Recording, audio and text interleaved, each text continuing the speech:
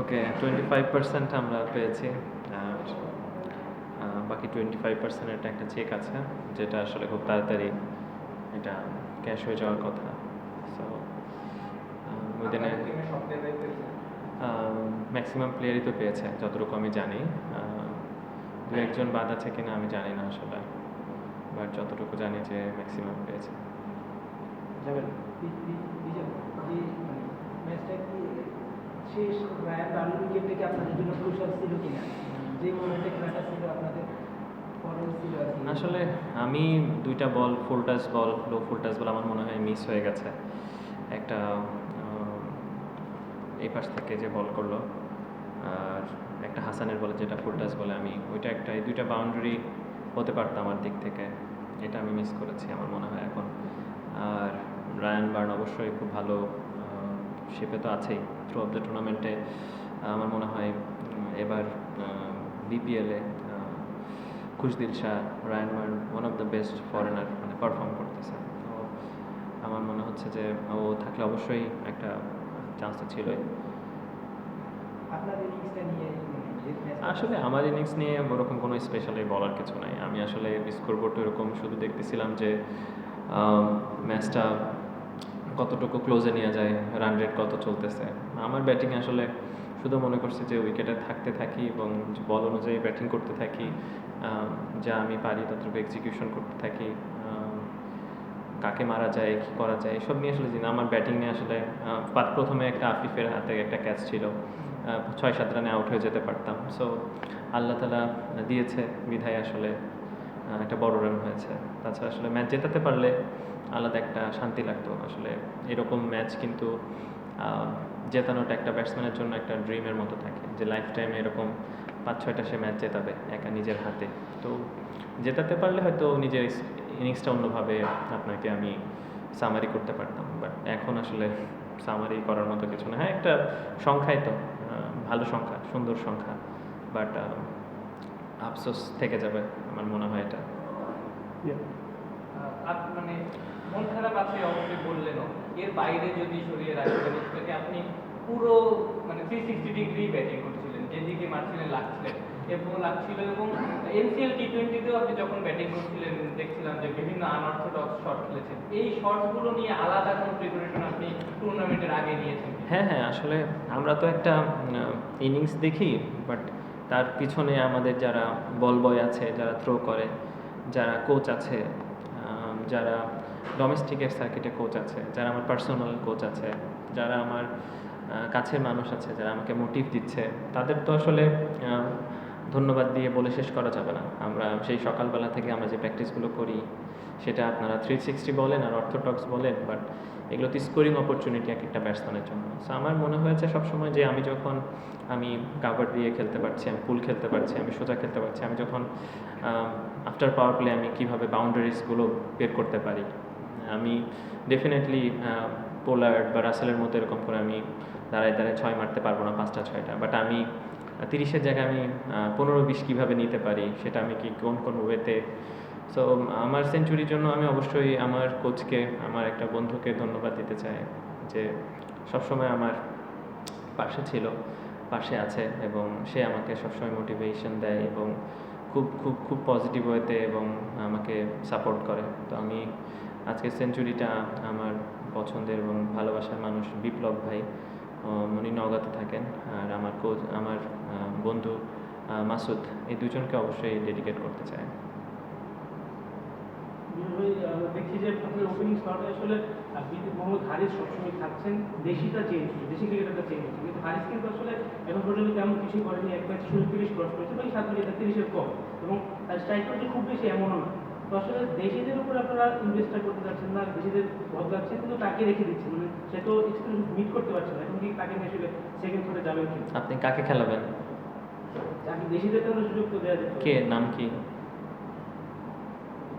সাব্বির। সাব্বির, ওকে, ভালো খেলছে। না, হারিস ভালো খেলতে পারেনি। ওকে, আসলে ঠিক আছে, এটা আমি টিম ম্যানেজমেন্টের সাথে কথা বলবো। আমি তো একাই রেসপন্সিবিলিটি নাই, আমি আসলে টিম ম্যানেজমেন্ট জানাই, আমাকে কোচ জানায় এবং সবাই মিলে। এবং হ্যারিস কিন্তু লাস্ট পিএসএল, যেটা ওদের যে ডোমেস্টিক সার্কিটে, ও কিন্তু ম্যান অফ দ্য টুর্নামেন্ট হয়েছে। ফিল্ডিং দ্বিতীয় কিপিং আগে ভালো innings আছে। হ্যাঁ, তো এবং ন্যাশনাল টিমের রিপ্রেজেন্ট করে ইয়াং ছেলে। সো সেই ক্ষেত্রে কিন্তু আমরা অবশ্যই অপরচুনিটি এবং আমাদের স্টার্টিং যেরকম দরকার হয় একটা টপ অর্ডারের ক্ষেত্রে অনেক সময় টিমের কিন্তু ডিমান্ড করে না যে একটা টপ অর্ডার 20 ওভার পর্যন্ত খেলবে। 5 ওভারে 50 রান হয়ে গেছে, 6 ওভারে 65-60 রান হয়ে গেছে বা 45 রান হয়ে গেছে, এটাও কিন্তু অনেক সময় অনেকে চায়।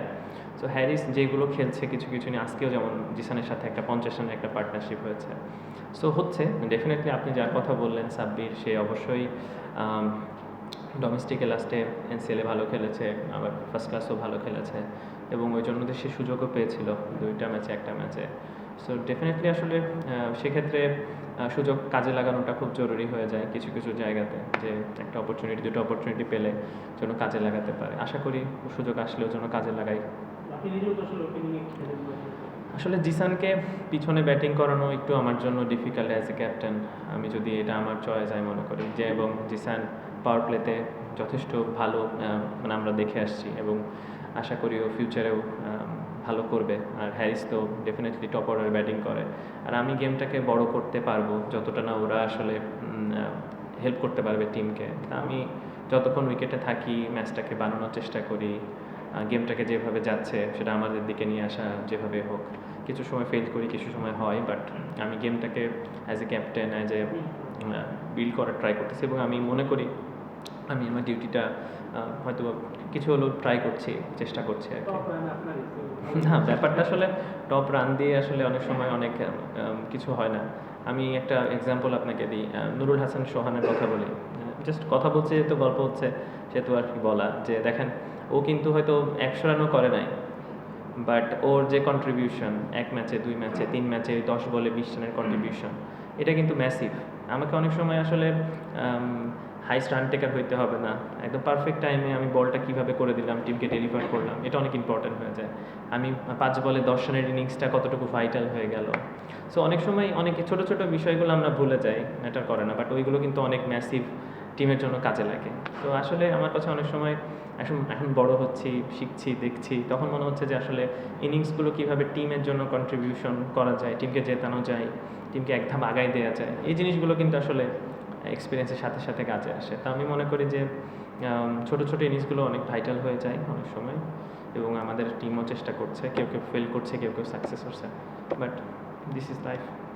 মনে করি অভিনন্দন আপনাকে সেঞ্চুরি ভালো একটা ম্যাচ আমার প্রশ্নটা হচ্ছে যে আপনি যেটা বললেন সোহানের কথা, এরকম আমরা আমাদের লোকাল প্লেয়ারদের কাছ থেকে আরো বেশ কিছু ইনিংস আমরা দেখেছি। অবশ্যই, ফার্স্ট ম্যাচের কথা যদি বলি, সেই ইয়াসিরের 94 থেকে শুরু করে আজকে 100 সবকিছু মিলে এবার লোকাল প্লেয়ারদের কাছ থেকে আমরা কিছু অ্যাটাকিং ইনিংস দেখছি। এটা যেমন positive, at the same time আপনার কি মনে হয় যে মানে বিদেশি ক্রিকেটার বড় ক্রিকেটার না থাকার একটা সুফল এটা, বা অথবা বড় ক্রিকেটার থাকলে আরো বেশি কিছু তারা শিখতে পারবে, এই জিনিসটা আপনি কিভাবে দেখেন? ওকে, আপনি থ্যাংক ইউ। আসলে আমি খেলাটাকে খুব ছোট্টভাবে এবং খুব নিখুঁতভাবে অবজার্ভ করার ট্রাই করি। যেমন আপনি মাহিদুল অঙ্কন যে ইনিংসগুলো ছোট ছোট খেলছে, এবং আপনি যদি দেখবেন জাকির আলী অনিক, জাকির হাসান যেসব ইনিংসগুলো খেলছে, এবং আপনি যদি দেখেন শামীম পাটোয়ারির 1-2টা দারুণ ইনিংস, আজকে আফিফের ইনিংস, আসলে আমাদের ছেলেগুলো কিন্তু বাইরের লিগগুলো খেলতে পারে না, অপরচুনিটি আসে কম, এবং আমাদের দেশের নামটাও অনেক সময় বাংলাদেশ। তো আসলে বাংলাদেশের প্লেয়াররা কিন্তু ফ্র্যাঞ্চাইজি গেম অনেক কম খেলে। আমরা সাকিব ভাইকে, আমরা মুশফিক ভাইকে, তামিম ভাইকে, মুস্তাফিজ, কিছু তাসকিনকে আমরা কিছু কিছু জায়গায় খেলতে দেখি, কিন্তু যখন আফগানিস্তানের প্লেয়ার যারা ন্যাশনাল টিমকে রিপ্রেজেন্ট করে না, তারা কিন্তু বিগ ব্যাশ খেলছে, আইপিএল অনেক সময় থাকছে, তো আসলে তারা অপরচুনিটি অনেক বেশি পাচ্ছে, তখন তারা বড় প্লেয়ারের রূপান্তরিত হয়ে যাচ্ছে, কারণ তারা ফ্র্যাঞ্চাইজি বড় গেমগুলো খেলে। বাট আমাদের প্লেয়ারদের মধ্যেও যে সেই কোয়ালিটিগুলো আমি মনে করি আছে, এবং তারা আসলে প্রমাণ করার সুযোগ তখনই পায় যখন এই ম্যাচগুলো হয়, তাদের কাছে বল থাকে, তারা অপরচুনিটি পায়। তা আমার কাছে মনে হয় আমাদের যে নামগুলো বললাম, দে হ্যাভ এ ক্যাপাবল, মানে তাদের ক্যাপাবিলিটি আছে যে তারা ভালো করবে এবং তারা করছে। এবং আমি মনে করি ট্যালেন্টের থেকে পারফর্মার সবসময় অনেক বেশি জরুরি একটা টিমের জন্য। So I am talent, but আমি পারফর্ম করছি না টিমের জন্য। সো আমার মনে হয় আমাদের এই ছোটো ছোটো ইনিংসগুলো যদি বড় করতে পারে, কনসিস্টেন্ট হতে পারে, তা আমার মনে হয় আমাদের এই নামগুলো বলছি এইগুলোই আসলে সোহান, সো এই নামগুলোই আসলে বড় প্লেয়ার আকারে রূপ নিবে। অবশ্যই বিপিএলের কিছু স্লট থাকে, এটা আমরা সবাই জানি যে আইপিএল ফ্র্যাঞ্চাইজি লিগ এত বেশি হয়ে গেছে, সেখানে আসলে অনেক প্লেয়ার আসেও না, সুযোগও হয় না। তো সব মিলিয়েই মনে করি এরা দারুণ ক্রিকেট খেলছে এবং আশা করি এরা কন্টিনিউ করবে, তাদের নিজেদেরকে বড় হিসাবে আসলে তুলে ধরবে। লাস্ট কোশ্চেন পিয়ার। আপনি যেমন টপে আছেন, এই ম্যাচের আগে আপনাদের আগের ম্যাচে ইয়াসিরও টপে ছিল রান হিসেবে, তাসকিনও হাইস্ট উইকেট টেকার। তার মানে আপনাদের হচ্ছে ইন্ডিভিজুয়াল পারফরমেন্স ভালো, কিন্তু আপনি ওই যে বললেন যে ছোট ছোট কিছু পারফরমেন্স, আপনার কাছে কি মনে হয় ছোট ছোট পারফরমেন্সটা গুরুত্বপূর্ণ মোমেন্টে আপনাদের ক্রিকেটাররা দিতে পারছে না বলেই একটু সমস্যায় আছেন আপনারা? আসলে সত্যি বলতে যে আমাদের কিন্তু বিপিএল যদি ধরেন, আমাদের টিমে হাতে কোনো 5-6টা প্লেয়ার আছে যারা বিপিএলে লাস্ট 5 বছর নিয়মিত ম্যাচ খেলেছে। মানে এরা কিন্তু একদমই বিপিএলটাকে নতুন। আপনি যদি ধরেন আপনি জিসানের কথাই বলি, জিসান কিন্তু ফার্স্ট, হ্যারিস কিন্তু এবার বিপিএলে প্রথম। আপনি তারপরে যদি ধরেন আকবর কিন্তু এখনও নিয়মিত বিপিএলে খেলেনি। এরপরে আপনি যদি ধরেন অন্তর, শফিউল ভাই বা মুরাদ, যারা যারা আছে, তো এরা কিন্তু আসলে নিয়মিত খেলেনি।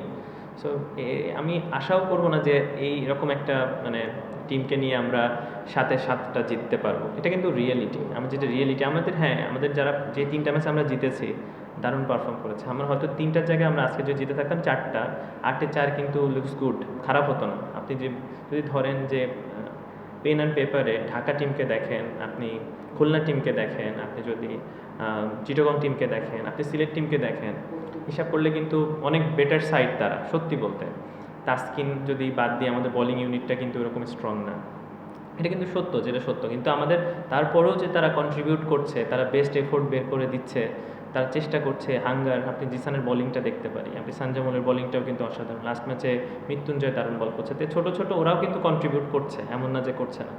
সো আমি আমার টিম নিয়ে যথেষ্ট হ্যাপি, মানে এই টিম নিয়ে আমি যথেষ্ট হ্যাপি।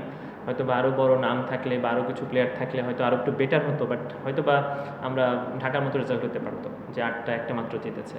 সিলেটের মতো হতে পারতো, সিলেটে কিন্তু স্টার কিন্তু যথেষ্ট আছে। সো আমি মনে করি আমার টিম নিয়ে আমি যথেষ্ট খুশি। হয়তো 3টার জায়গায় 4টা উইন থাকলে জিনিসটা ডিফারেন্ট লাগতো, হয়তো আমার পয়েন্ট টেবিলে আজকে 4-এ থাকতাম। সো দ্যাটস ইট, আমি মনে করি। Thank you. থ্যাংক ইউ, আসসালামু আলাইকুম।